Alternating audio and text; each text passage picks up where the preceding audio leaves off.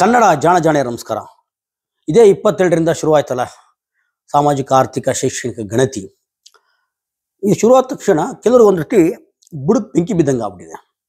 ಹಂಡ್ಸುಟ್ಟು ಬೆಕ್ಕಿನ ಥರ ಆಡ್ತಾ ಇದ್ದಾರೆ. ಆ ಹಂಡ್ಸುಟ್ಟು ಬೆಕ್ಕಿನ ಥರ ಆಡೋ ಜನ ಒಂದು ಸಾವಿರಾರು ವರ್ಷದಿಂದ ಒಂದಷ್ಟು ಜನ ಗುಲಾಮರು ಸಾಕೊಂಡಿದ್ದಾರೆ. ಅವರೆಲ್ಲ ಅಗ್ರಾರದ ಗುಲಾಮರುಗಳು, ಗೇಟ್ ಕೀಪರ್ಗಳು ಅಂತ ಕರಿತೀವಿ. ಅವರು ಎಂಡ ಕೊಡ್ಕೊಂಡು ಬಾಯಿ ಬಂದ ಮಾತಾಡ್ತಾ ಇದ್ದಾರೆ. ಆ ಮೈಸೂರಿನ ಒಂದು ಗ್ರಾಮ ಸಿಂಹ ಅಂತಿದೆ, ಇನ್ನೊಬ್ಬ ಯತ್ನಾಳ್ ಅನ್ನೊಬ್ಬ ಅವಿವೇಕಿ.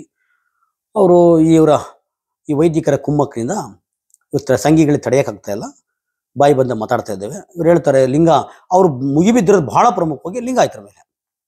ಯಾಕೆಂದ್ರೆ ಬಸವಣ್ಣ ಒಂದು ಸಪ್ರೇಟ್ ಧರ್ಮವನ್ನು 12ನೇ ಶತಮಾನದಲ್ಲೇ ಲಿಂಗಾಯತ ಧರ್ಮದ ಪರಿಕಲ್ಪನೆ ಕೊಟ್ಟಿದ್ದ. ಮತ್ತು 20ನೇ ಶತಮಾನದಲ್ಲಿ ಯುಗದ ಕವಿ ಮಹಾಕವಿ ಕುವೆಂಪು ಅವರ ವಿಶ್ವಮಾನವ ಧರ್ಮ. ಯಾಕೆ ಇವೆರಡು ಪ್ರತ್ಯೇಕ ಧರ್ಮಗಳ ಅಸ್ತಿತ್ವಕ್ಕೆ ಬಂದರೆ ಈ ವೈದಿಕರಿಗೇನು ಉರಿ, ಇವ್ರಿಗೇನು ಕಷ್ಟ, ಗುಲಾಮರು ಕಮ್ಮಿ ಆಗ್ತಾರೆ ಅಂತನಾ? ಮತ್ತು ಶೂದ್ರ ಅಂದರೆ ಯಾಕೆ ನೆನೆಸ್ಕೊಂಡಿರ್ಬೇಕು? ಬ್ರಾಹ್ಮಣನ ಉಪಪತ್ನಿ ಕೊಡ್ತೋನು, ವೇಶ್ಯ ಕೊಡ್ತೋನು ಅಂತ ಅರ್ಥ. ಸುಳೆ ಮಗ ಅಂತ ಆಡುಭಾಷೆಯೊಳಗೆ ಸುಳೆ ಮಗ ಅಂತ ಅನ್ನಿಸ್ಕೊಂಡು ಯಾವನಾರ ನನಗೆ ಶೂದ್ರ ಅಂದರೆ ಮೆಟ್ಟೆಲ್ಲ ಹೊಡೆಯೋದು ಗ್ಯಾರಂಟಿ. ಹಾಗಾದರೆ ಈ ನಮ್ಮ ಕನ್ನಡದ ಧರ್ಮ, ಬಸವಣ್ಣ ಸ್ಥಾಪಿಸಿದ ಕನ್ನಡ ಧರ್ಮ ಯಾಕೆ ಅದು ಬೆಳೀಲಿಲ್ಲ? ಈ ಆಂಧ್ರದ ಆರಾಧ್ಯರಿದಾರಲ್ಲ, ವೀರಶೈವ ಆರಾಧ್ಯರು, ಹಿಂಗೆ ನುಸುಕೊಂಡ್ರು. ಮತ್ತೆ ಇವ್ರು ಹೇಳುವ ಪುರಾಣದ ಶಿವ, ಬಸವಣ್ಣನ ಪರಿಕಲ್ಪನೆ ಇಷ್ಟಲಿಂಗ ಒಂದೇ ನಂಗಾದ್ರೆ ಬೇರೆ ಥರದ್ದಿದೆಯಾ? ಯಾರಾದರೂ ನಾನು ಲಿಂಗಾಯತ ಆಗ್ಬೇಕು ಅಂದರೆ ಏನೋ ಸಿಕ್ಕಾಪಟ್ಟೆ ಕಟ್ಟುಪಾಡುಗಳಿದೆಯಾ? ಯಾರು ಆಗ್ಬೋದು, ಯಾರು ಆಗಬಾರ್ದು, ಎಲ್ಲನೂ ನೋಡೋಣ. ಅದಕ್ಕಿಂತ ಮುಂಚೆ ನಮ್ಮ ಕನ್ನಡ ಜಾಣ ಯೂಟ್ಯೂಬ್ ಚಾನಲ್ನ ಸಬ್ಸ್ಕ್ರೈಬ್ ಮಾಡಿ ನಮಗೆ ಸಪೋರ್ಟ್ ಮಾಡಿ ಅಂತ ಹೇಳ್ತಾ, ಈಗ ಪ್ರತಾಪ್ ಸಿಂಹ ಎಂಡ ಕೊಡ್ಬಿಟ್ಟು ನಾನು ಹೇಳಿದೆ, ಅವ್ನು ಕೋತ್ಕೋತಂಗೆ ಆಡ್ಕೊಂಡು ಕೇಳ್ತಾ ಇದ್ದಾನೆ ಅಂತ. ಏನಪ್ಪ ಅಂದರೆ ನೋಡಿ, ಇತ್ತೀಚೆಗೆ ಕೆಲವು ಕಾವಿದಾರಿ ಸ್ವಾಮಿಗಳು, ಲಿಂಗಾಯತ ಸ್ವಾಮಿಗಳು ಧರ್ಮದ ಕಾಲಂನಲ್ಲಿ ಲಿಂಗಾಯತ ಅಂತ ಸಪ್ರೇಟಾಗಿ ಬರ್ಸಿ, ನಾವು ಹಿಂದೂಗಳಲ್ಲ ಲಿಂಗಾಯತ ಅಂತ ಬರ್ಸಿ ಅಂತೇಳಿ ಪ್ರಚಾರ ಮಾಡ್ತಾ ಇದ್ದಾರೆ. ನಿಮ್ಮ ದೇವರು ಹಾಗಾದ್ರೆ ಯಾವುದು ನೋಡಿ? ನಮ್ಮಲ್ಲಿ ಪುರಾಣದಲ್ಲಿದೆ, ಹಿಂದೂ ಪುರಾಣದಲ್ಲಿ ಬ್ರಹ್ಮ ವಿಷ್ಣು ಈಶ್ವರ ಅಂತಿದೆ. ಬ್ರಹ್ಮ ಸೃಷ್ಟಿಕರ್ತ, ಈಶ್ವರ ಅಲ್ಲ ಶಿವ, ಬ್ರಹ್ಮ ಸೃಷ್ಟಿಕರ್ತ, ವಿಷ್ಣು ಬಂದು ಪಾಲನೆ ಮಾಡ್ತಾನೆ, ಶಿವ ಬಂದು ಲಯಕರ್ತ ಇಂಥ ಪರಿಕಲ್ಪನೆ. ನಿಮ್ಮ ದೇವ್ರು ಯಾವುದು ಅಂತ ಕೇಳ್ತಾನೆ.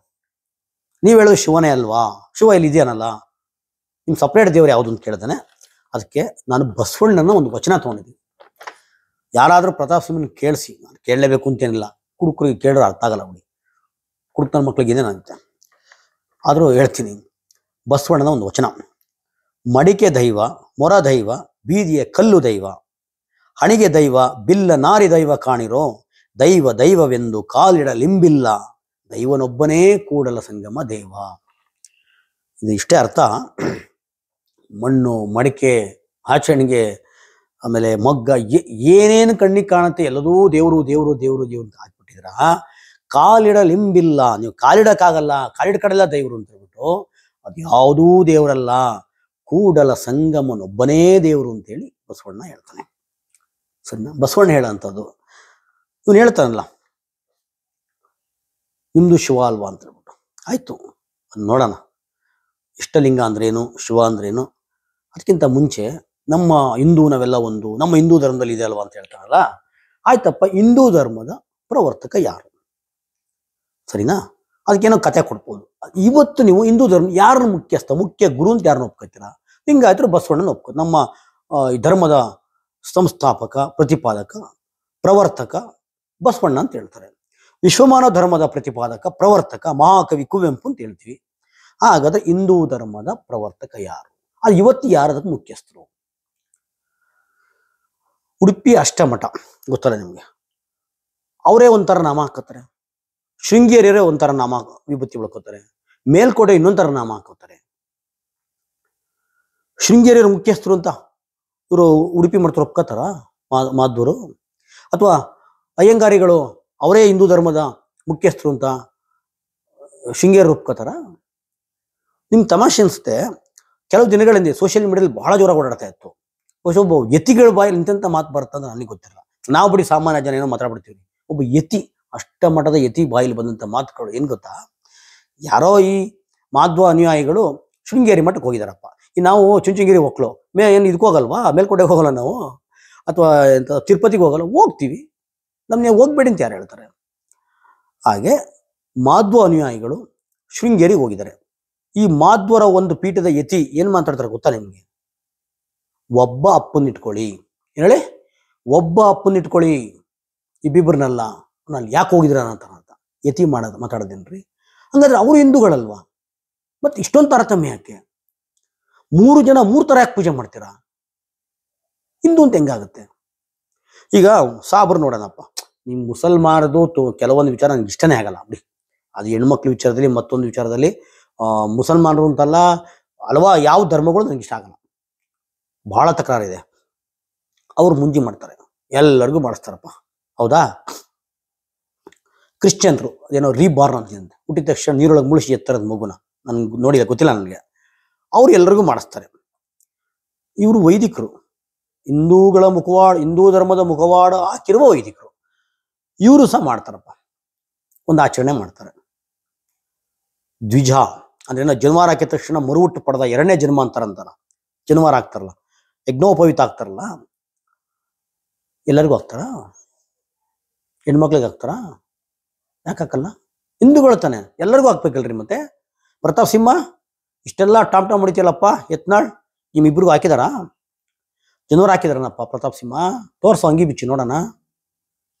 ಬಾಯಿ ಬಂದು ಮಾತಾಡ್ತೀರಲ್ಲ. ಇವ್ನು ಹಿಸ್ಟ್ರಿ ಗೊತ್ತಿಲ್ಲ ನಿಮ್ಗೆ? ಬೆಂಗಳೂರು ರಾಜಾಜಿನಗರದಲ್ಲಿ ವ್ಯಾಸ ಪ್ಯಾರಡೈಸ್ ಅಂತ ಹೋಟ್ಲಿತ್ತು. ಅಲ್ಲೊಂದು ಬಾರು. ಇವ್ನು ಯಾವ ಸಿಡಲ್ ಕುತ್ಕೋತಿದ್ದ, ಯಾವ ಮೂಲೆ ಕುತ್ಕೋತಾ ಇದ್ದ, ಕಟ್ಟುಪಟ್ಟ ಕೂಡ್ದು ಅಂಗಿ ಬಿಚ್ಕೊಂಡು ಹುಚ್ಚಿನ ಥರ ಆಡಿ ಚೆಲ್ಲಾಡ್ತಿದ್ದ. ಇವತ್ತು ಪಾಠ ಮಾಡಕ್ ಬಂದಾನೆ, ಗುಲಾಮ್ಗಿರಿ ಮಾಡೋನು. ಕುಡ್ದು ಚೆಲ್ಲಾಡ್ತಿದ್ದ ಅಂತ ಕುಡ್ಕ ಇವನು. ಇವನಿಗೆ ಕಂಡ್ದಿಲ್ಲ ಮಂಚನೆ ಅವನಿಗೆ. ನಿಮ್ಗೆ ಗೊತ್ತಿರ್ಬೇಕಲ್ಲ, ಅಮಿತ್ ಶಾ ಲೆಟರ್ ಬರೀತಾರೆ, ಇವ್ನು ಕಚ್ಚೆ ಪ್ರಾಣ, ಅದಕ್ಕೋಸ್ಕರ ಸೀಟ್ ಕೊಡಲ್ಲ ಅವನಿಗೆ. ಕಡೆಲ್ಲ ಮಂಚನೆ ಅವನಿಗೆ. ಇವನು ಇವತ್ತು ಮಾತಾಡಕ್ ಹೊರಟಿದ್ದಾನೆ. ನಾನು ಹೇಳೋದು, ಸ್ವತಃ ಪೇಜಾವರ ಸ್ವಾಮಿಗಳನ್ನು ತುಂಬಾ ಸ್ಪಷ್ಟವಾಗಿದ್ದಾರೆ. ಅವರು ಹೇಳ್ತಾರೆ, ಹಿಂದೂಗಳೇ ಬೇರೆ, ವೈದಿಕರೇ ಬೇರೆ. ನೀವು ಹಿಂದೂಗಳನ್ನು ಗುಲಾಮ್ಗಿರಿ ಮಾಡ್ರು ಅಂತ ಅರ್ಥ ಅಷ್ಟೇ. ಅದು ಇರಬೇಕು ಗುಲಾಮ್ಗಿರಿ ಮಾಡಕ್ಕೆ. ಶತಶತಮಾನಗಳಿಂದ ಅದೇ ಬ್ರಾಹ್ಮಣ, ವೈಶ್ಯ, ಕ್ಷತ್ರಿಯ, ಶೂದ್ರ ಅಂತಾರಲ್ಲ. ಶೂದ್ರ ಅಂದ್ರೆ ಹಿಂದೂಗಳು, ನಾವು ಬ್ರಾಹ್ಮಣರು ಸಪ್ರೇಟ್. ನಮ್ಮ ಗುಲಾಮ್ಗಿರಿ ಮಾಡಕ್ ನೀವಿರೋದು. ಶೂದ್ರ ಅಂದ್ರೆ ಬ್ರಾಹ್ಮಣನ ಉಪಪತ್ನಿ ಕೊಡ್ತಾನು, ವೇಶ್ಯ ಕೊಡ್ತಾನು, ಆಡು ಭಾಷೆ ಸೂಳೆ ಮಗ ಅಂತ ಅರ್ಥ. ನಾವೇ ಕನ್ಸ್ಕೋಬೇಕು. ಅದು ಕೇಳಿದ್ ನನ್ನ ಯಾವನ ಅಂದ್ರೆ ಮೆಟ್ಟಲ್ ಹೊಡಿತೀನಿ ಗ್ಯಾರಂಟಿ. ನೀನ್ ಅನ್ನಿಸ್ಕೋಬೇಕಾರೆ ಬೇರೆಗೆ ಯಾಕೆ ಕೇಳ್ತಾ ಇದ್ಯಾ? ಈ ಕೊಚ್ಚೆಗುಂಡಿ ಬೇಡ, ಘನತೆಯ ಬದುಕು, ಸ್ವಾಭಿಮಾನದ ಬದುಕಬೇಕು ಅಂತೇಳಿ 12ನೇ ಶತಮಾನದಲ್ಲಿ ಬಸವಣ್ಣ ಪ್ರತ್ಯೇಕವಾದ ಒಂದು ಲಿಂಗಾಯತ ಧರ್ಮ ಅಂದ್ರೆ ಶರಣ ಧರ್ಮ ಅಂದ್ರೆ ಕಾಯಕ ಧರ್ಮ ಅಂದ್ರೆ ಶ್ರಮ ಸಂಸ್ಕೃತಿಯ ಧರ್ಮ ಅಂತ. ಒಂದು ವಿಶೇಷ ಏನ್ ಗೊತ್ತಾ ಇದು? ಎಲ್ಲ ವರ್ಗದ ಎಲ್ಲ ಮೂಲೆಯ ಅನುಭವಿಗಳು ಕಟ್ಟಿದಂತ ಧರ್ಮ. ಒಬ್ಬ ವೇಶ್ಯೆ, ಒಬ್ಬ ಶ್ರೀಮಂತ, ಬಡವ, ಕುಂಬಾರ, ಬ್ರಾಹ್ಮಣ, ಈ ತರ ಪೂಜೆ ಮಾಡಿ ಎಲ್ಲರೂ ಸೇರಿ ಕಟ್ಟಿದಂಥ ಧರ್ಮ ಶ್ರಮ ಸಂಸ್ಕೃತಿಯ ಶರಣ ಧರ್ಮ, ಲಿಂಗಾಯತ ಧರ್ಮ, ಇದು ಘನಧರ್ಮ, ಉದಾತ್ತ ಧರ್ಮ ಇದು. ಅದಕ್ಕೆ ಅಣ್ಣ ಬಸವಣ್ಣ ಸಪ್ರೇಟಾಗಿ ಬಂದ್ರಪ್ಪ ಬೇಡ, ಕೊಚ್ಚೆಗುಂಡಿ ಬೇಡ ಅಂತ ಕಟ್ಕೊಟ್ಟ. ಮತ್ತೆ ಇವರ ಪರಿಕಲ್ಪನೆಯ ಶಿವ, ಈ ಶಿವನು ನಮ್ಮ ದೇಶದ ಮೂಲ ಪುರುಷ. ಈತ ದೇವರು ಅನ್ನಕ್ಕೆ ನಂಗೆ ಇಷ್ಟ ಇಲ್ಲ, ನಮ್ಮ ಪೂರ್ವಿಕ, ನಮ್ಮನೆಲ್ಲೂ ಹಿಂಗೆ ಇಟ್ಕೊಂಡಿದ್ವಿ. ಈತ ನಮ್ಮ ಪೂರ್ವಿಕ ಪಿತೃ, ನಮ್ಮ ಮುತ್ತಾತ, ಮೂಲ ಪುರುಷ ಆಯ್ತಾ. ಅದು ಲಿಂಗ ರೂಪಿ, ಜಗತ್ತಿನ ಎಲ್ಲ ಕಡೆ ಲಿಂಗಗಳಿದೆ. ಇವ್ರು ಹೇಳ್ತಾರಲ್ಲ, ಈಶ್ವರ ಲಯಕರ್ತ, ಬ್ರಹ್ಮ ಸೃಷ್ಟಿಕರ್ತ. ನೋ, ಶಿವನೇ ಲಿಂಗವೇ ಸೃಷ್ಟಿಕರ್ತ. ಲಿಂಗ ಅಂದ್ರೆ ಬೇರೆ ಏನವಲ್ಲ, ಗಂಡಸಿನ ಸಿಸ್ನನೇ ಲಿಂಗ. ನೀವು ಶಿವಲಿಂಗ ನೋಡಿರ್ತೀರ, ಕೆಳಗಡೆ ಪಾಣಿ ಬಟ್ಟು, ಅದು ಯೋನಿ, ಲಿಂಗ ಸಿಸ್ನ ಅಂದ್ರೆ ಪ್ರಕೃತಿ ಪುರುಷ, ಒಂದು ಜೀವಿಗೆ ಸೃಷ್ಟಿ ಕಾರಣರಾಗರು. ಮನುಷ್ಯನ ಒಂದು ಅಂಗ ಇದೆಯಲ್ಲ, ಯಾವುದೋ ಒಂದು ಅಂಗ ಒಂದು ಜೀವಿಯ ಹುಟ್ಟಿಗೆ ಕಾರಣ ಆಗುತ್ತೆ. ಅದನ್ನ ನಾವು ಪೂರ್ವಿಕ, ದೇವರು, ಪಿತೃ ಅಂತ ಪೂಜೆ ಮಾಡ್ತೀವಿ. ಅದೇ ಶಿವಲಿಂಗ, ಬೇರೇನೂ ಅಲ್ಲ. ಅದನ್ನ ಅವ್ರೇನ್ ಮಾಡಿದ್ರು, ಅಂಗಲ್ಲಿ ಇಟ್ಕೊಂಡು ಖಾಸಗಿಗೊಳಿಸಿದ್ರು. ದೇವರು ಭಕ್ತನ ನಡುವೆ ಎಷ್ಟು ಖಾಸಗಿ ಆದ್ದು ಅಂದ್ರೆ ಅದು ಸಾರ್ವಜನಿಕಗೊಳಿಸ್ಬಾರ್ದು. ಗಂಡ ಹೆಂಡತಿ ಸಂಬಂಧ, ದೈವ ಭಕ್ತರ ಸಂಬಂಧ, ಗಂಡ ಹೆಂಡತಿಯ ಸಂಬಂಧ. ಅಂದ್ರೆ ಯಾರು ಸಹ ಮಂಚ ತಗೊಂಡು ಬೀದಿಗೆ ಹಾಕಲ್ಲ. ಇವತ್ತು ಹಾಕ್ತಾವ್ರೆ ಗಣೇಶನ, ಈ ವೈದಿಕರೆಲ್ಲ ದೇವ್ರಿಗೆಲ್ಲ ರೋಡಿ ಬಿಡೋದು, ರಾಮಭಜನೆ ಮಾಡೋದು, ಗಣೇಶನ್ ಮಾಡಿಸೋದು, ದಾಂಧಲೆ ಮಾಡಿಸೋದು. ಅವರು ಈ ದೇವ್ರುಗಳು ಯಾರು ನಂಬಲ್ಲ ತಿಳ್ಕೊಳ್ಳಿ. ಈ ಗಣೇಶ, ಈ ರಾಮ, ಈ ಕೃಷ್ಣ, ಮತ್ತೊಂದು ಹನುಮಂತ ಯಾವುದು ನಂಬಲ್ಲ. ಅವರು ಹೋಮ, ಯಜ್ಞ, ಹೋಮ ಮಾಡೋದು. ಯಾಕೆಂದ್ರೆ ಹೋಮ ಅಂದ್ರೆ ಬರೀ ಬೇರೆ ಪೂಜೆಗಳಲ್ಲಿ ಸಾಕಾಗಲ್ಲ, ದುಡ್ಡು ತಟೆಕ ಸಾಕಾಗಲ್ಲ. ಇದರಲ್ಲಿ ಒಂದು ಪ್ರಾಜೆಕ್ಟ್ ತರೋದು, ದೊಡ್ಡ ಹಿಡಿಗಂಡು ಸಿಗುತ್ತೆ ಅವ್ರಿಗೆ. ಅದಕ್ಕೋಸ್ಕರ ಹೋಮಗಳು ಮಾಡೋದು. ಬೆಂಕಿ ಆರಾಧಕರು ಅವರು, ನಾವು ನೀರಿನ ಆರಾಧಕರು. ಈ ಶೂದ್ರರಿಗೆ, ತಳವರ್ಗರಿಗೆ ಸಾರ್ವಜನಿಕ ದೇವ್ರಿಗೆ ಕೈ ಕೊಟ್ಟರು, ಅವ್ರದ್ ನಂಬಲ್ಲ. ಆದ್ರೆ ಇಲ್ಲಿ ಶರಣರು ಹೇಳ್ತಾರದು ದೈವ ಭಕ್ತನದು ಖಾಸಗಿ ಸಂಬಂಧ. ಅದಕ್ಕೆ ಒಂದು ಒಳ್ಳೆ ಸಾಲ ಹೇಳ್ತಾರೆ, ಶರಣ ಸತಿ ಲಿಂಗಪತಿ. ಶರಣ ಸತಿ ಲಿಂಗಪತಿ. ದೇವರು ಧರ್ಮ, ದೇವರು ಮತ್ತೆ ಮನುಷ್ಯನ ಸಂಬಂಧ, ಗಂಡ ಹೆಂಡತಿ ಸಂಬಂಧ. ಅದು ಗೋಡೆಗಳ ಮಧ್ಯೆ ಇರಬೇಕು, ರೋಡ್ಗೆ ಹೋಗ್ಬಾರ್ದು. ರೋಡ್ಗೆ ಯಾವನು ಮಂಚ ಹಾಕೋಣ. ಅದು ಕನ್ನಡಿ ಅಂತ ಹೇಳ್ತಾರೆ. ನಾರಾಯಣ ಗುರುಗಳು ಹೆಂಗೆ ಒಂದು ದೇವಸ್ಥಾನ ಕನ್ನಡಿ ಇಟ್ಟು ಇದೇ ದೇವ್ರು ಅಂತ ಹೇಳ್ತಾರೋ, ಹಂಗೆ ಲಿಂಗ, ಇಷ್ಟಲಿಂಗ ಅನ್ನೋ ಒಂದು ಕನ್ನಡಿ ಅದು. ಮತ್ತೆ ನೋಡಿದ್ರ ನೀವು, ಮನುಷ್ಯ ಸತ್ತಾಗ ಏನು ತಗೊಂಡೋಗಲ್ಲ ಅಂತ ಹೇಳ್ತಾರೆ. ಲಿಂಗಾಯತ ತಗೊಂಡೋಗ್ತಾರೆ. ಏನು ಗೊತ್ತಾ? ದೇವ್ರನ್ನೇ ತಗೊಂಡೋಗ್ತಾರೆ ಅವರು. ದೇವ್ರು ತಗೊಂಡೋಗ್ತಾರೆ, ಲಿಂಗ ಕಟ್ಕೋತಾರೆ, ಹೆಣ್ಮಕ್ಳಿಗೆ ಕಟ್ತಾರೆ, ಎಲ್ಲರಿಗೂ ಕಟ್ತಾರೆ. ಆ ಲಿಂಗಕ್ಕೆ ಯಾವುದೇ ಮುಟ್ಟು ತೊಟ್ಟುಗಳಿಲ್ಲ. ಇವತ್ತು ಹೆಣ್ಮಕ್ಳು ಹೊರಗಾಗಿದ್ದಾಳೆ, ಪೂಜೆ ಮಾಡಬಾರ್ದು ಅಂತಿಲ್ಲ, ಮಾಡ್ಬೋದು. ಸಾವಾಗಿದೆ, ಕೆಲವರು ಹೇಳಿದ ಸೂತ್ಕ ಅದು ಅಂತಾರೆ. ಯಾವ ಸೂತ್ಕನೂ ಇಲ್ಲ. ಎಲ್ಲ 365 ದಿನ ಪೂಜೆ ಮಾಡ್ಬೋದು, ಕಟ್ಕೊಂಡಿರ್ಬೋದು. ಗಂಡ ಹೆಂಡತಿ ಸೇರುವಾಗಲೂ ಕಟ್ಕೊಂಡಿರ್ಬೋದು. ಅಥವಾ ಹೇಳಿದ್ನಲ್ಲ, ಹೆಣ್ಮಕ್ಳು ಹೊರಗಡೆ ಕಾಗಲು ಕಟ್ಕೊಂಡಿರ್ಬೋದು. ಯಾವ ಮುಟ್ಟುಗಳಿಲ್ಲ, ಯಾವ ಅದಕ್ಕೆ ಇದು ಇಲ್ಲ, ಭೇದ ಭಾವ ಇಲ್ಲ. ಮತ್ತೆ ಇನ್ನೊಂದು ಬಹಳ ಪ್ರಮುಖವಾದ, ನಿಮ್ಗೆ ಲಿಂಗಾಯತರಾಗಬೇಕು ಅಂದ್ರೆ, ಅದೇ ಶರಣ ಆಗ್ಬೇಕು ಅಂದ್ರೆ, ಆ ಧರ್ಮಕ್ಕೆ ಹೋಗ್ಬೇಕು ಅಂದ್ರೆ, ಯಾರೋ ಪುರೋಹಿತ, ಯಾರೋ ಜಗದ್ಗುರು, ಯಾರೋ ಕುತ್ಕೊಂಡು ದೀಕ್ಷೆ ಕೊಡ್ಬೇಕಾಗಿಲ್ಲ. ಯಾರು ಲಿಂಗ ಕಟ್ಕೊಂಡು ಲಿಂಗಾಯತ ಆಗತ್ತ ಅವ್ನು ಕೊಡ್ಬೋದು. ಅವ್ನು ಕಳ್ಳ ಸುಳ್ಳ ಮತ್ತೊಂದು ಏನ್ ಬೇಕಾದ್ರೂ ಆಗಿರ್ಲಿ, ಅವ್ನು ತಳವರ್ಗದನ ಮೇಲ್ವರ್ಗದನ, ಅವನು ಲಿಂಗ ಕಟ್ಕೊಂಡು ಶರಣ ಆಗಿದ್ರೆ ಇನ್ನೊಬ್ಬ ಶರಣಕ್ಕೆ ದೀಕ್ಷೆ ಕೊಡ್ಬೋದು. ಅದೊಂದು ರೀತಿ ಬೀಜದಿಂದ. ಮತ್ತೀಗ ಈ ವರ್ಷ ರಾಗಿ ಹಾಕಿರ್ತೀವಿ, ಅದು ಮುಂದಿನ ವರ್ಷಕ್ಕೆ ಬೀಜಕ್ಕೆ ಇಟ್ಕೋತೀವಿ, ಮತ್ತೆ ಮುಂದಿನ ವರ್ಷಕ್ಕೆ ಹಾಕ್ತೀವಿ. ಬೀಜ ಮತ್ತು ಬೆಳೆಯ ಆ ಪರಿಕಲ್ಪನೆ ಎಂತ ಅದ್ಭುತ ಪರಿಕಲ್ಪನೆ ಇದು. ಮತ್ತೆ ನೋಡಿ, ನಾನು ಯಾಕೆ ಶಿವ ಮಾತ್ರ, ಲಿಂಗ ಮಾತ್ರ ಈ ದೇಶದ ಪಿತೃ ಪೂರ್ವಿಕ ಅಂತ ಕರೆದೆ ಅಂದ್ರೆ, ನಮ್ಮ ಪುರಾಣಗಳನ್ನು ನೋಡಿಬೇಕಾರೆ, ನೀವು ಮಾರ್ಕಂಡೇಯ ಕಾಪಾಡೋಕ್ಕೋಸ್ಕರ ಶಿವ ಏನ್ ಮಾಡ್ತಾನೆ, ಲಿಂಗ ಹೊಡ್ಕೊಂಬಂದ್ಬಿಡ್ತಾನೆ. ನಾವು ಯಾರಪ್ಪ ಇವನು ಬೇಡ್ರ ಕಣ್ಣಪ್ಪ ಗೊತ್ತಲ್ಲ, ಬೇಡ್ರ ಕಣ್ಣಪ್ಪ, ಅದು ಲಿಂಗ ಬರುತ್ತೆ. ಇನ್ನೊಂದು ಬಾಲನಾಗಮ್ಮ ಅಂತ ಅನ್ಕೊಂಡಿನಿ, ಗೊತ್ತಿಲ್ಲ, ಯಾರಾದ್ರೂ ಗೊತ್ತಿದ್ರೆ ಹಾಕಿ. ತಂದೆ ತಂದ ನೈವೇದ್ಯ ತಿಂತೀಯ, ನಾನ್ಯಾಕೆ ನಂತ ನೈವೇದ್ಯ ತಿನ್ನಲ್ಲ ಅಂತ ಹೇಳಿ ಒಂದು ಚಿಕ್ಕ ಹುಡುಗಿ ಹಣೆ ಚಿಚ್ಕೊಂಡೋಗಿ ಶಿವನ ಹತ್ರ. ಶಿವ ಓಪನ್ ಆಗಿ ಆ ಹುಡುಗಿನೂ ಕರೀತಾನೆ, ಆ ಕೂದಲು ಮಾತ್ರ ಉಳ್ಕೊಳುತ್ತೆ. ಇದೊಂದು ಪುರಾಣದ ಕಥೆಗಳಿದ್ದಾವೆ. ಅಂದ್ರೆ ನಮ್ಮ ಪೂರ್ವಿಕ ಪಿತೃ ಶಿವ, ಬರೀ ಯಾರು ಅಲ್ಲ. ಇವರು ನಾಟಕ ಅದಕ್ಕೆ ಏನ್ ಮಾಡಿದ್ರು ಅಂದ್ರೆ, ಈ ವೈದಿಕರು ಇಂಥ ಪ್ರಬಲವಾದ ನಾಯಕ, ಇಲ್ಲಿ ನಾಯಕ, ಅವನಿಗೊಂದು ನಾಟಕದಲ್ಲಿ ಪಾತ್ರ ಕೊಡ್ಬೇಕು ಅಂತ ಹೇಳಿ, ಪಾತ್ರ ಕೊಟ್ಟಂಗಿರ್ಬೇಕು, ಮೆಟ್ಟಲ್ಲಿ ಹೊಡೆದಂಗೂ ಇರ್ಬೇಕು. ಗೊತ್ತಿದೆಯಲ್ಲ ನಿಮ್ಗೆ, ಅವಕಾಶ ಕೊಟ್ಟಂಗಿರ್ಬೇಕು, ಅವಮಾನ ಮಾಡ್ದಂಗಿರ್ಬೇಕು. ಅದಕ್ಕೋಸ್ಕರ ಇವರ ಪುರಾಣದ ಒಂದು ನಾಟಕ ಪರಿಕಲ್ಪನೆಯಲ್ಲಿ ಶಿವಂಗೊಂದು ನಾಯಕರ್ತ ಅಂತ ಕೊಟ್ರು. ಯಾಕೆ ಅಂದ್ರೆ, ಅವನು ಈ ನೆಲಮೂಲದ ಪುರುಷ, ಅವನು ಬಹಳ ದೊಡ್ಡ ಅನುಯಾಯಿಗಳಿದ್ರು. ಅವನ ಮುಖಾಂತರ ಅವ್ರನ್ನೆಲ್ಲ ಗುಲಾಮರು ಮಾಡ್ಕೊಂಡು. ಈಗ ಧರ್ಮಸ್ಥಳದಲ್ಲಿ ಗೊತ್ತಲ್ಲ, ಅಣ್ಣಪ್ಪ ಬಂದು ಶಿವಲಿಂಗ ಸ್ಥಾಪನೆ ಮಾಡ್ದ ಅಂತ ಹೇಳ್ತಾರೆ. ಯಾಕೆ ಅಣ್ಣಪ್ಪನ ಸ್ಥಾಪನೆ ಮಾಡಿಸ್ತಾರೆ ಅಂದ್ರೆ, ಅಣ್ಣಪ್ಪ ಅಲ್ಲಿ ಲೋಕಲ್ ಹೀರೋ, ಅವನಿಗೆ ಬಹಳ ದೊಡ್ಡ ಜನ ಬೆಂಬಲ ಇತ್ತು. ಅವನ ಮುಖಾಂತರ ಅವರೆಲ್ಲ ಬೆಂಬಲ ಪಡ್ಕೊಳ್ಳೋದು. ಉದಾಹರಣೆ, ಯಾವ್ದಾರ ಒಂದು ಊರಲ್ಲಿ ಒಬ್ಬ ನಿನ್ಗಡೆ 50 ಓಟು, ಒಬ್ಬ ನಿನ್ಗಡೆ 100 ಓಟು, 1000 ಓಟು ಇರುತ್ತೆ ಅಂತ ಇಟ್ಕೊಳ್ಳಿ. ರಾಜಕಾರಣಿಗಳು ಏನ್ ಮಾಡ್ತಾರೆ, 50 ಓಟು ಇರೋರಿಗೆ ಅವನ ಯೋಗ್ಯ ತಕ್ಕ ಏನೋ ಸ್ಥಾನಮಾನ ಕೊಡೋದು, 100 ಓಟು ಇದ್ದಾನೆ ಅವನಿಗೆ ಏನೋ ಸ್ಥಾನಮಾನ, 1000 ಓಟು ಇದ್ದಾನೆ ಏನು ಆಮಿಷಗಳು ಕೊಡಬೇಕು, ಕೊಟ್ಟು ಬಾಕಿಯವರೆಲ್ಲ ಬುಟ್ಟಿಗೆ ಹಾಕೊಳ್ಳೋದು. ಇದೇ ವೈದಿಕರ ತಂತ್ರ, ಕುತಂತ್ರ. ಅದಕ್ಕೆ ಶಿವನ್ ಈ ತರ ಒಂದು ರೌಡಿ ಬಳಸ್ತಾನೆ ಶಿವನ್ ಬಳಸಿದ್ರು. ಗಣೇಶನು ಹಂಗೆ ಬಳಸಿದ್ರು, ಆಂಜನೇಯನು ಹಂಗೆ ಬಳಸಿದ್ರು. ಇದು ಸುಳ್ಳು. ಮತ್ತೆ ನಾನು ಅವಾಗಲೇ ಹೇಳಿದೆ, ಇದು ಅಪ್ಪಟ ಕನ್ನಡದ ಧರ್ಮ. ಬಸವಣ್ಣ ಸ್ಥಾಪಿಸಿದ ಲಿಂಗಾಯತ ಧರ್ಮ ಕನ್ನಡದ ಧರ್ಮ, ಮತ್ತೆ ಕುವೆಂಪು ಸ್ಥಾಪಿಸಿರುವ ವಿಶ್ವಮಾನವ ಧರ್ಮ, ಇವೆರಡು ಸಹ ಕನ್ನಡದ ಧರ್ಮಗಳು. ಈ ಕನ್ನಡದ ಧರ್ಮಕ್ಕೆ ಆಂಧ್ರದ ವೀರಶೈವ ಆರಾಧ್ಯರು ಬಂದು ತೋರ್ಕೊಂಡ್ರು. ಸುಮಾರು 130 ವರ್ಷಗಳಿಂದ ಇದು ಪ್ರತ್ಯೇಕ ಲಿಂಗಾಯತ ಧರ್ಮವಾಗಿತ್ತು. 1871 ಅನ್ಕೋತೀನಿ ಅದು ಸಪ್ರೇಟ್ ಲಿಂಗಾಯತ ಧರ್ಮವಾಗಿತ್ತು. ಆ 81ರಲ್ಲಿ ಏನೋ ಕುತಂತ್ರಗಳು ಮಾಡಿ ಅದನ್ನ ಮತ್ತೆ ಶೂದ್ರಕ್ಕೆ ಸೇರಿಸ್ಬಿಟ್ರು. ಅಲ್ಲೆಲ್ಲ ನಡ್ಕೊಂಡ್ ಬಂದಿದೆ. ಈ ಆಂಧ್ರದ ವೀರಶೈವ ಆರಾಧ್ಯರಿದ್ದಾರೆ, ಇವ್ರ ಕುತಂತ್ರ ಜಾಸ್ತಿ ಆಗ್ತಾ ಹೋಗ್ತು. ಅವತ್ತಿನ ಕಾಲ ವಿದ್ಯಾವಂತರಿರಲಿಲ್ಲ. ಈ ಮಿಲ್ಲರ್ಸ್ ವರದಿ ದಯವಿಟ್ಟು ಯಾರಾದರೂ ಮಿಲ್ಲರ್ಸ್ ವರದಿ ತಗೊಂಡು ನೋಡಿ. ಅಲ್ಲಿ ಬ್ರಾಹ್ಮಣಷ್ಟು ಜನ ವಿದ್ಯಾವಂತರಿದ್ರು, ಸರ್ಕಾರಿ ಹುದ್ದೆಗಳಲ್ಲಿದ್ರು, ಅಧಿಕಾರಿಗಳಾಗಿದ್ರು. ಬೇರೆ ಬೇರೆ ಯಾವ ಜಾತಿಯವರು ಎಷ್ಟೆಷ್ಟು ಅಧಿಕಾರದಲ್ಲಿ ಇದ್ರು ಅಂತ ಗೊತ್ತಾಗುತ್ತೆ ನಿಮಗೆ. ದಿವಾನ್ರು ಅವನೇ, ಅಮುಲ್ದಾರ ಅವನೇ, ಶೇಖ್ದಾರ ಅವನೇ, ಗುಮಸ್ತನು ಅವನೇ. ಯಾಕೆ ಗುಮಸ್ತನ ಇಟ್ಕೋತಿದ್ರು ಅಂದ್ರೆ ತಮ್ಮನೊಬ್ಬ ಇರಲಿ ಅಂತ ಹೇಳ್ಬಿಟ್ಟು. ರಾಜಕಾರಣಿಗಳು ಗೊತ್ತಲ್ಲ, ಲೋಕಲ್ ಪೊಲೀಸರನ್ನ ಮತ್ತೊಬ್ಬರನ್ನ ತಮ್ಮ ಬೇಕಾದ್ರೆ ಹಾಕೊಂಡ್ಬಿಡೋದು, ಯಾವುದೋ ಒಂದು ಆಯೋಗ ಮಾಡ್ರೆ ಅಲ್ಲೊಬ್ಬನ್ನ ಹಾಕೊಂಡ್ಬಿಡೋದು, ನಮ್ಮೊಂದು ಜಾತಿನ ಇರಲಿ ಅಂತ. ಹಾಗೆ ತಮ್ಮನೊಬ್ಬ ಇರಲಿ ಅಂತ ಗುಮಾಸ್ತ ಇಟ್ಕೋತಿದ್ರು.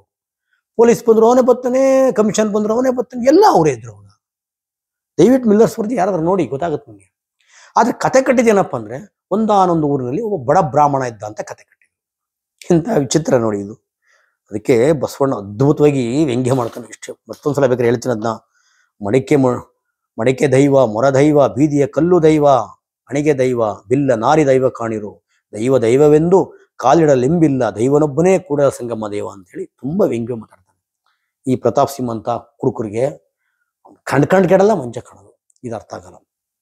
ನೀನಿರು ಕೊಚ್ಚಗೊಂಡಿಲಿ, ಯಾವನ್ ಬೇಡ ಅಂತಾನೆ, ಬೇರೆಗೆ ಯಾಕೆ ಕೇಳ್ತೀಯ? ಮತ್ತೆ ಈ ಯತ್ನಾಳನ್ನು ಅವಿವೇಕಿದಾನಲ್ಲ, ಯತ್ನಾಳ್ ಇವ್ರಿಗೆ ಎಂತ ಅಯೋಗ್ಯ ಅಂದ್ರೆ ಅವ್ನಿಗೆ ಹಂಗೆ ಉಗಿಬೇಕು ಅನ್ಸುತ್ತೆ ನನಗೆ. ಅವನ ಬಗ್ಗೆ ಮಾತಾಡೋಕ್ಕೂ ಇಷ್ಟ ಇಲ್ಲ. ಆದರೂ ಹೇಳ್ಬೇಕು ಅಂದ್ರೆ ಅದು ಹೇಳ್ತಾರೆ, ಚಾಮುಂಡೇಶ್ವರಿಗೆ ಮುಸ್ಲಿಮ್ರಷ್ಟೇ ಅಲ್ಲ ದಲಿತ ಮಹಿಳೆನೂ ಬರಂಗಿಲ್ಲ ಅಂತ. ಧೀ ಅವಿವೇಕಿ, ಅಯೋಗ್ಯ, ಯಾರೇನು ಬೈತಾ ಇದೀನಿ ನೀನು?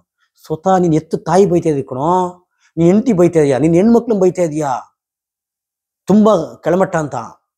ನಿನಗೆ ಯಾರೋ ಜನ್ಮರ ಹಾಕಿಲ್ಲ, ನಿಮ್ಮನೆಯವ್ರಿಗೆ ಯಾರೋ ಜನ್ಮರ ಹಾಕಿಲ್ಲ ಅಂತ ನೀನು ಶೂದ್ರ ಅಂತ ಅರ್ಥ. ನೀನ್ ಯಾವುದೋ ಒಂದು ಪುಟ್ಕೋಸಿ ಅಧಿಕಾರಕ್ಕೋಸ್ಕರ, ಅವನ್ ಯಾವನ್ನೋ ಮೆಚ್ಚಕ್ಕೋಸ್ಕರ ಇಂಥ ಒಂದು ಕೊಚ್ಚೆಗುಂಡಿಗೆ ಗಟಾರ ಕೇಳಿದ್ರೆ ನೀವೆಲ್ಲ ನಾಚಿಕಾಗಲ್ಲ. ನಿಮ್ಗೆಲ್ಲ ನೀವ್ ಹೆಂಗಾರ ಸೈಲ್ ಹಳವಿದ್ದವ್ರಿ, ಬೇರೆಯವ್ರಿಗೆ ಯಾಕೆ ಹೇಳ್ತೀರಾ? ದಯವಿಟ್ಟು ನೋಡಿ, ಎರಡು ಧರ್ಮಗಳಿಂದ ಕನ್ನಡದ ಧರ್ಮಗಳು, ನಾನು ಪದೇ ಪದೇ ಹೇಳ್ತಾ ಇದ್ದೀನಿ, ಎರಡು ಅಪ್ಪಟ ಕನ್ನಡದ ಧರ್ಮಗಳು. ಹಾಗಾದ್ರೆ ಯಾಕೆ ಕೆಲವರು ಕೇಳ್ಬೋದು, ಈ ಲಿಂಗಾಯತ ಧರ್ಮ ಯಾಕೆ ಬೆಳೆಯಲಿಲ್ಲ, ಇಡೀ ಜಗತ್ತಿನಾದ್ಯಂತ ಹೋಗ್ಲಿಲ್ಲ? ಬಸವಣ್ಣ ಹೇಳಿದ್ದ ಸ್ಥಾವರ ಕಳಿ ಉಂಟು, ಜಂಗಮ ಕಳಿವಿಲ್ಲ ಅಂತ. ಆದ್ರೆ ಈ ಲಿಂಗಾಯತ ಮಠಾಧಿಪತಿಗಳು ಎಲ್ಲ ಸ್ಥಾವರ ಮಾಡ್ಕೊಂಡು, ಮಠ ಮಾಡ್ಕೊಂಡು, ಪಟ್ಟ ಕೂತ್ಕೊಂಡು ಪಾತ್ಪೂಜೆ ಮಾಡಿಸ್ಕೊಂಡು ಪಲ್ಲಕ್ಕಿಲಿ ಮೆರಿತಾ ಇದ್ರು. ಇವರು ಆ ಕೆಲಸ ಮಾಡಲಿಲ್ಲ, ಧರ್ಮ ಕಟ್ಟ ಕೆಲಸ ಮಾಡಲಿಲ್ಲ. ಮತ್ತು ಇನ್ನೊಂದು ದೊಡ್ಡ ಎಡವಟ್ಟು, ಮಾಂಸ ತಿನ್ನೋರು ಬರಬೇಡಿ ಅಂತ ಹೇಳಿದ್ದು ದೊಡ್ಡ ಎಡವಟ್ಟು. ಮಾಂಸ ತಿನ್ನೋರೂ ಬರ್ಬೋದು ಅಂತ ಹೇಳಿದ್ರೆ ಇಷ್ಟೊತ್ತಿಗೆ ಇಡೀ ಕರ್ನಾಟಕ ಅಲ್ಲ, ಅಟ್ಲೀಸ್ಟ್ ಕೊನೆ ಪಕ್ಷ ಇಡೀ ನಮ್ಮ ದಕ್ಷಿಣ ಭಾರತದಲ್ಲಿ ಲಿಂಗಾಯತ ಧರ್ಮ ಹರಡಿತ್ತು. ನಾವೆಲ್ಲರೂ ಲಿಂಗಾಯತರಾಗ್ಬಿಡ್ತಾ ಇದ್ವಿ. ಕನ್ನಡದ ಧರ್ಮ ಉದಾತ್ತ ಧರ್ಮ. ಆದರೆ ಅದೊಂದು ಅದರ ವೀಕ್ನೆಸ್ ಅಂತ ಹೇಳ್ಬೋದು. ಮತ್ತೆ ವಿಶ್ವಮಾನವ ಧರ್ಮ ನೋಡಿ, ವಿಶ್ವಮಾನವ ಧರ್ಮ ಮತ್ತು ಲಿಂಗಾಯತ ಧರ್ಮ ಎಲ್ಲರೂ ಸಹ ಮದುವೆಯ ಪರಿಕಲ್ಪನೆ ಇದೆ. ಈ ವೈದಿಕರಿಗೆ ತದ್ವಿರುದ್ಧವಾಗಿ ಬಂಡೆದ್ದು ಬೇರೆ ಥರ ಇದೆ. ಅವರು ವಚನ ಮದುವೆಯನ್ನು ಮಾಡ್ತಾರೆ ಲಿಂಗಾಯತ. ನಾವು ವಿಶ್ವಮಾನವ ಧರ್ಮದವರು ಮಂತ್ರಮಾಂಗಲ್ಯ ಅಂತ ಮಾಡ್ತೀವಿ. ನಿಮಗೆ ಮಂತ್ರಮಾಂಗಲ್ಯ ಗೊತ್ತು, ಎಷ್ಟು ಜನಪ್ರಿಯ ಆಗಿತ್ತು ಅಂದ್ರೆ ಕರ್ನಾಟಕದ ಮನೆ ಮಾತಾಗಿತ್ತು ಒಂದು ಕಾಲದಲ್ಲಿ. ಇವತ್ತು ಅಲ್ಲೆಲ್ಲಿ ಮಾಡ್ತಾ ಇದ್ದಾರೆ. ದಯವಿಟ್ಟು ಎಲ್ಲರೂ ಸಹ ಕುವೆಂಪು ಅನುಯಾಯಿಗಳು, ಕುವೆಂಪು ಇಷ್ಟಪಡೋ ಅಂಥವ್ರು.